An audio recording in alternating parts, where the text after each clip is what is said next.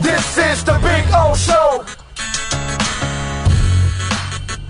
This is the Big O Show. All right. How you doing, baby? How's Indianapolis? How's the shrimp cocktail? I'm going to get the shrimp cocktail tonight. It's been good. It's been Nice. my body is paying a steep price for this trip, but we're getting it done. It kind of goes with the territory. It really does. The nights are long, and that's just kind of the way it goes. To open up, I'm going to stay consistent as a mofo because yesterday I reacted to the Dolphins getting an A and all that bullshit and all that stuff, and I said, hey, man, it's fantastic. You created a nice little creature comfort culture for the players. Right. But in the end, you got to win. Winning is what really is all. And so I turned to my partner in crime here, Sean Stanley, the executive producer of this show. And I said, Sean, buddy, I'm going to give you a sweet seat. You're going to be sitting in a suite at Hard Rock Stadium. I'm going to give you a chance to, check out the Hurricanes last year to watch them. Now I'm also going to give you a seat in the end zone. Okay?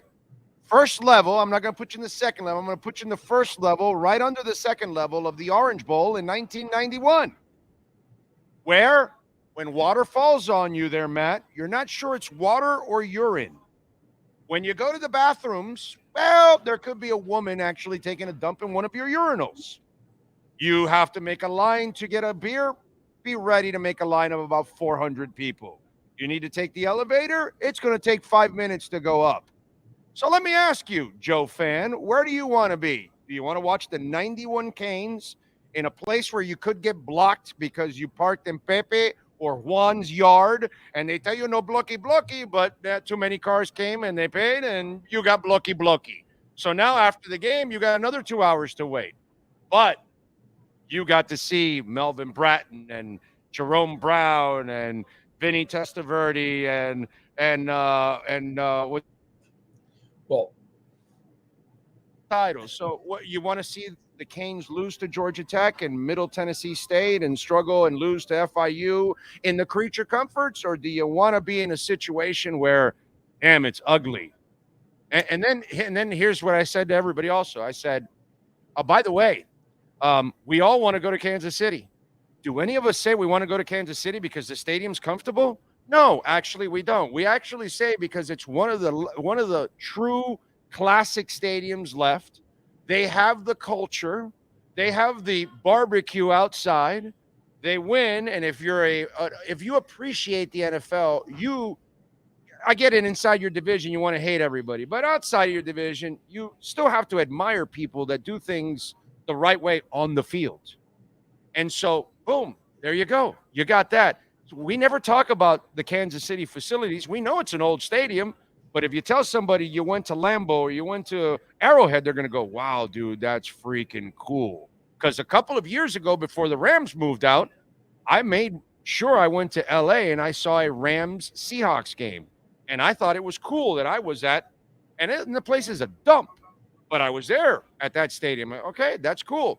That's, to me, this is just media-created garbage to try to ride positively or negatively, when I think in the end the hunts are like, oh, yeah, we got to improve this, that. Hey, you guys want to check out our trophy case? Yeah, I don't think they care. Yeah, it's like I said, we have a slide in our facility, the Dolphins. And the Kansas City Chiefs have trophy cases. And they have Lombardis, but which one do you want?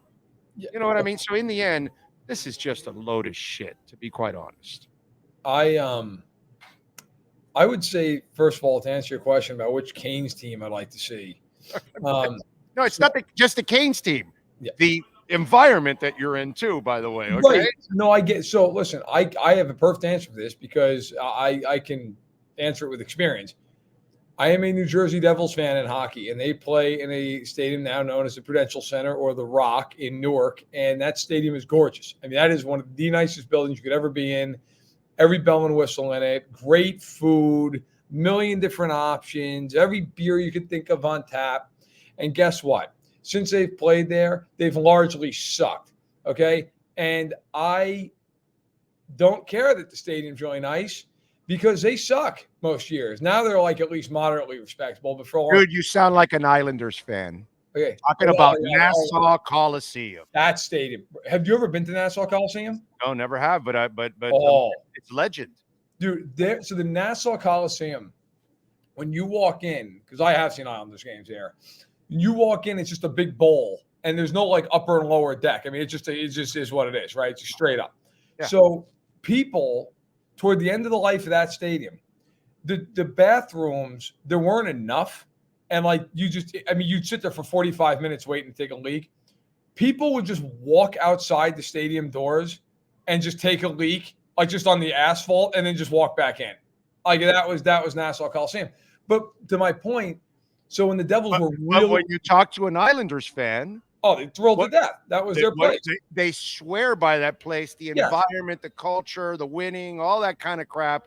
And in the end, just like players, like fans, put me in the fucking Orange Bowl any day of the week because the product in the Orange Bowl was superior, bro. Come on.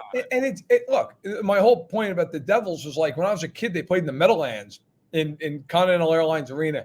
That place smelled like urine.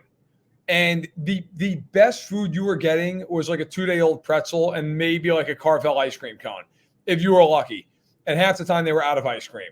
That place was atrocious. And yet I have nothing but fond memories of it because all they did was win Stanley Cups. Like every time I went there, they won. So I'm with you 100%, man. That place, I mean, you want to talk about having no frills? That thing was a bunker. But like, didn't matter. They were winning. It was great. It was loud. It was fun. So I'm with you 100%, man. I think, like, look, the players certainly want to be out. I also think some of this stuff, though, too, like some of the complaints in there, you look at it and you're like, some of those are valid. Okay, fine. Some of them also are like, well, you know, we don't get free daycare. And it's like, well, I don't get free daycare. Like, how many people? I mean, and also, like, let's be real, man. Can you not afford it?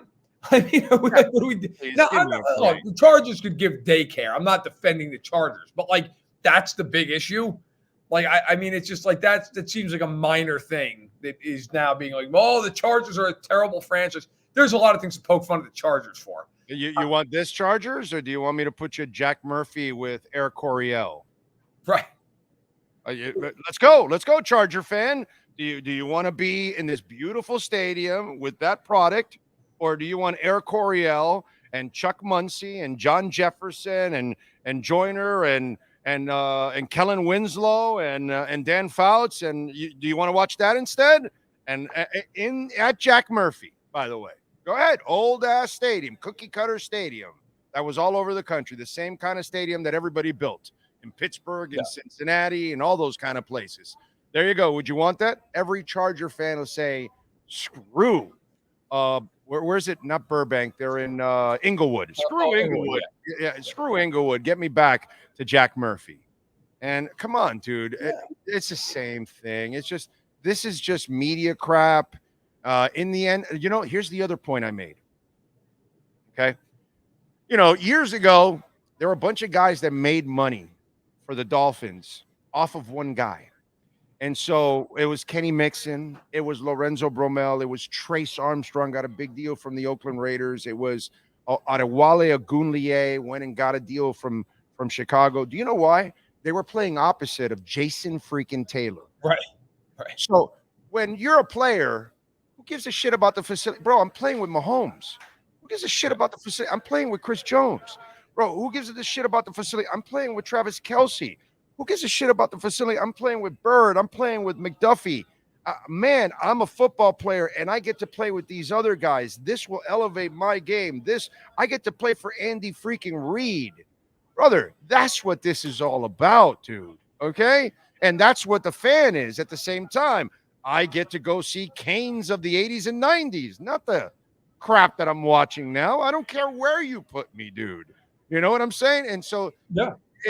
You're a hypocrite if you think this is important when as a fan, you don't really care about the facility in the end. You really care more about the product that's on the ice, on the court, on the field, on the pitch, whatever the hell it is, dude. Do you want to watch the Miami Fusion back in the day with Digital Taquita, or do you want to watch Inter Miami with Messi? Oh, I don't know. You tell me. The seat isn't any more comfortable in either of the stadiums. I think it's more about Messi. I think it's more about Jason Taylor. I think it's more about Travis Kelce and Pat Mahomes. Please, dude. Come on. Enough of this. Well, and I think, look, I mean, this is really about how the players feel and all this stuff. And I think the reality of it is, I mean, is this really hurting anybody in terms of like signing a free agent? I mean, are you like, listen, I'd go there, but that practice facility locker room is not great. So, I mean, if that's the case, then you're probably not a winning football player, right? I mean, you're probably not that concerned about the right things. So I think a lot of this is just to, like, I thought the only thing I thought about that survey that I cared about, I thought it was hilarious that Josh McDaniels was the lowest graded head coach, and the man's not even a head coach anymore. Like, just thrown under every single tire of the 18-wheeler. It's like, yeah, how else can we dump on Josh McDaniels? This would be good. We'll do it this way. Listen, you certainly rather be toward the top of the survey than the bottom, but at the same juncture, like, I think, look, if you're a team and you can improve everything, that's being nicked and criticized, sure, great, do it. But I don't do I think that these teams toward the bottom that are winning are going to run out and just spend $20 million to upgrade it? No, they won't, because that's not reality. Like the Steelers, here's the funny part. When the hell have we ever looked at the Hunt family negatively? The hell are you talking about, dude? This is like one of the pillars of the NFL history. The man created the AFL. And right. We only look at them elite. Why? Because it's the same way you look at the Rooneys. Because more often than not, what's on the field, they're doing it right more often than not. Even in years that they may not have been the best, they were still respectable. They were still competitive at times. They were still doing things the right way. And even around, whether it's the stadium and the fans and everything else, there's a symbiotic connection that you should be jealous if you're in Atlanta, because you don't have it. You don't possess it. And in Tampa, you only possess it when you're winning. And then when you're not, you just dump them. Whereas in Kansas City, it's always there no matter what. And that stadium has been that stadium forever. So please, dude, it's just one of these things that it's just so ridiculous, because it's really all about the product on the field in the end. It really is. Come on. It's funny too. As that survey was being released, the Chiefs were announcing $800 million in renovations at Arrowhead. Right. It's like now granted, $500 million is coming from taxpayers, but they are essentially like refurbishing the stadium. They're going to have like a patio area basically behind the end zones where fans can sit and whatever, all this modernized garbage. Hey, listen, you know what the bottom line? It's just a list, dude. You come out with the list, and the team at the bottom just won 3 out of 5 years. Is it 3 out of 5? Yes. Right? 3 out of 5. It's just kind of like it shatters it. You know what I'm saying? It just shatters it, because every player is going to say, "Oh, hell yeah, I want to go to. You guys are paying me. I'm going to Kansas City. Let's go." They win, and that's all they care about, dude. So it's just ridiculous. By the way, for betting purposes, help me out. Who's going to be the number 2 QB taken?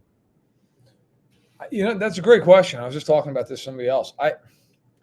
I don't think there's any consensus, really. I mean, I bet if you lined up 20 personnel department members and said, "Hey, give me your thoughts," I bet it's like 12-8 or 11-9. I still think that right now Drake May is that guy, but like Jaden Daniels is a freak show athletically, and that more and more is vaulting guys toward the top. Used to be years ago, athletically he's amazing, but maybe a little raw, and that would kind of freak people out. Now it's almost the opposite. It's like, I'll just take the athletic guy. And that's not to say, by the way, Daniels isn't a hell of a quarterback. He absolutely is. But it's just, he is more, if he goes into the league and is starting right away, which I think he will be, how many guys are more athletic than him at the quarterback position? Lamar and who?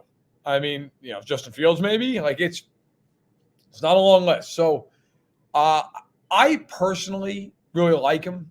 Like, I would probably take him at 2, but I think it's split right now. I think May still probably has a little advantage with some, but ultimately it's not going to matter who's Washington like. And that process has a long way to go.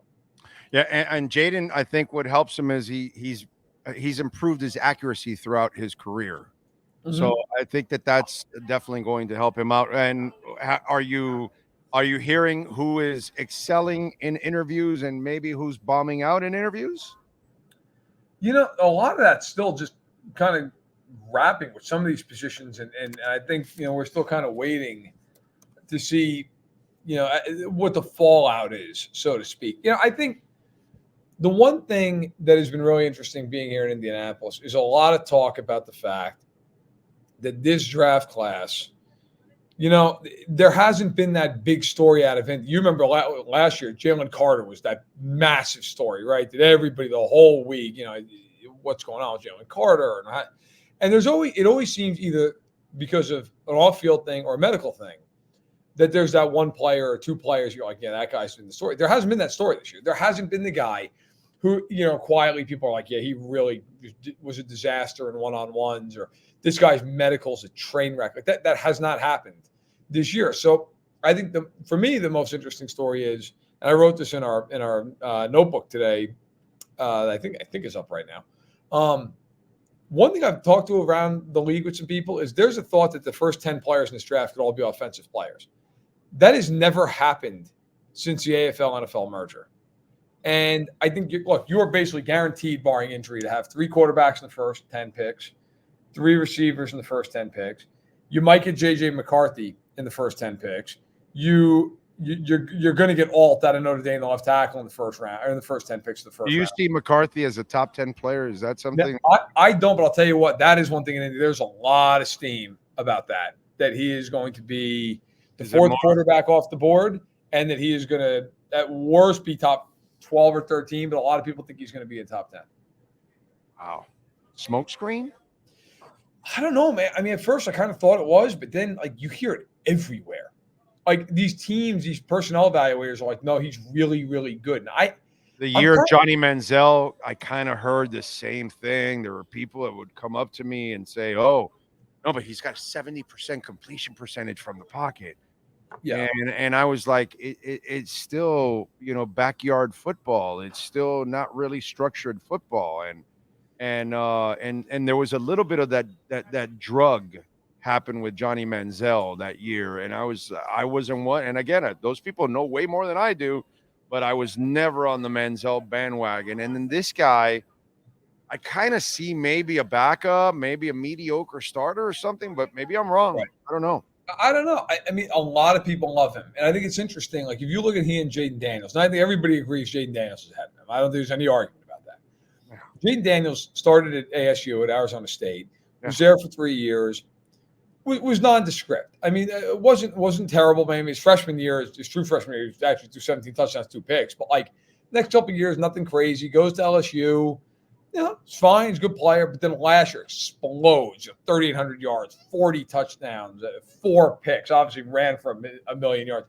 And then you go to McCarthy, and you're like, okay, he's a freshman, barely played. Sophomore year, 22 touchdowns, 5 picks, 2,700 yards passing. Not much in the way of rushing. And then last year, 2,900, almost 3,000, 22 touchdowns and 4 picks. It's like, look, I'm not killing that, but are you going to spend the top 10 pick on that guy? I would have serious reservations in doing that, but talking to people around here, I think it's trending that way. I do. Now, the other question is, does Fields go to Atlanta, which is the other thing everybody thinks is going to happen? If he goes to Atlanta, then who's taking it? Does Denver trade up? Do the Raiders trade up? Does a team behind one of them trade up? I mean, because then you got Penix and Nick, so I think everybody's kind of off of compared to McCarthy. So it's a very interesting dichotomy. Yeah. All right. Mecole Hardman, interesting story. I don't know what's true or not, if he gave up game plans and all that kind of stuff against Kansas City and everything, even though they played really well in that game. So I either Kansas City really doesn't know how to decipher game plans or something. I don't know. But and then the whole come get me stuff. And so how do you look at this whole Mecole Hardman thing? Because, the Jets, it's hard for me to take have any credibility there where he doesn't have any problem in Kansas City, but yet the Jets? So walk me through it. What do you know? I had an NFL player text me this morning out of nowhere and just say this whole thing with Mecole Hardman, the exact quote was just bullshit. Which, I said, okay, well, why do you feel it? He's like, because nobody's leaking game plans in the NFL. And he's like, and by the way, he's like, the idea that he leaked the game plan of the Eagles and the Chiefs game, he's like, they played the Chiefs to the wire and they beat Philadelphia. Like, well, that was Wilson's best game of his career. I know.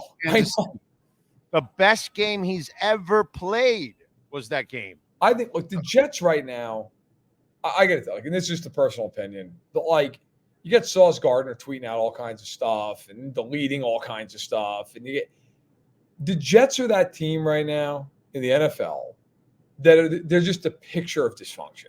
Right. They are. There's just no other way. And it's and as it often is, and you know this as well as anybody, as it often is, it's from the top down. From ownership on down, like it's just dysfunction. Right. And now that Daniel Snyder's not in Washington, like they're actually seemingly starting to clean it up there. But like you look at the Jets, it's dysfunction everywhere. Yeah. Salah's had to do and redo press conferences in the past.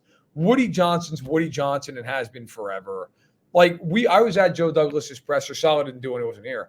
Like Douglas was fine, but didn't really say anything. It was very much it was a road. You have the Salah Joe Benigno. Oh, that was interesting. Yeah, I mean, just everything. It's like the idea. Look, I'm sure Mecole Hardman was pissed at the way everything went down, but the idea that he was just selling off game plans is insane. Like I would love to see proof of that. That would be, if he did it, that's one of the great scandals of all time in the NFL. I have a very hard time. And by the way, like, what would be his motivation giving it to the Eagles? Like, what is the motivation there? Like the Chiefs, okay, like it's very bizarre. It's very, very bizarre. Yeah, I find it to be kind of horse crap, to be honest, and that's because the Jets are involved, and the Jets are not a franchise that has earned any kind of credibility whatsoever in any way, shape, or form.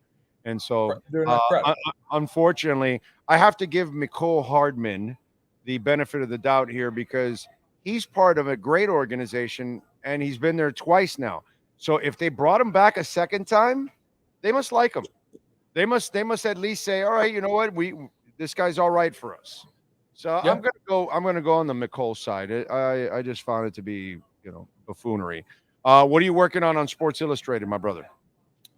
So I have my notebook that went up today. I had one on Tuesday. I'm also writing a feature on something that is more ridiculous here. There's a Taco Bell that's open pretty much all night long and has a full bar and a nightclub area. And I'm writing a feature about it because that's kind of professional work you get out of me at Sports Illustrated. Nice. And then I am breaking down. I've been living Moss at 3 a.m. And I got to tell you, it is a sight to behold. So doing that, that's been fun. And then although I've seen a club kind of break out at 2 a.m. at Steak and Shake at times. Oh yeah, people are kind of liquored up, yeah. And they're still kind of dancing while they're waiting for their burgers and stuff. So I've kind of seen that too. You know what I mean? Yeah. So I also saw an NFL executive. No, I will never tell you who it is. So don't start texting me or whatever. I saw an NFL executive who was so drunk that he had a big woman come up to ask him for what does he want in his order, and he grabbed her big Hooters. And that was about 20 years ago, and that was a really funny scene. The cops actually talked her out of pressing charges, basically. But it was funny. It was funny. Yeah, it's not great, but yeah, it's so we got all that going on, and then just full wall-to-wall coverage for free agency coming up, man. Next couple of weeks is going to be pretty much all it is. I didn't blame them either. They were huge. Follow him on Twitter at Matt Verderame and catch his work there at Sports Illustrated. Matt, we will catch up next week, my friend. Safe travels and get back some energy. All right. Thanks, guys. Take care. Got it. There you go. Matt Verderame, baby. Follow him on Twitter and make sure you catch his work there at Sports Illustrated.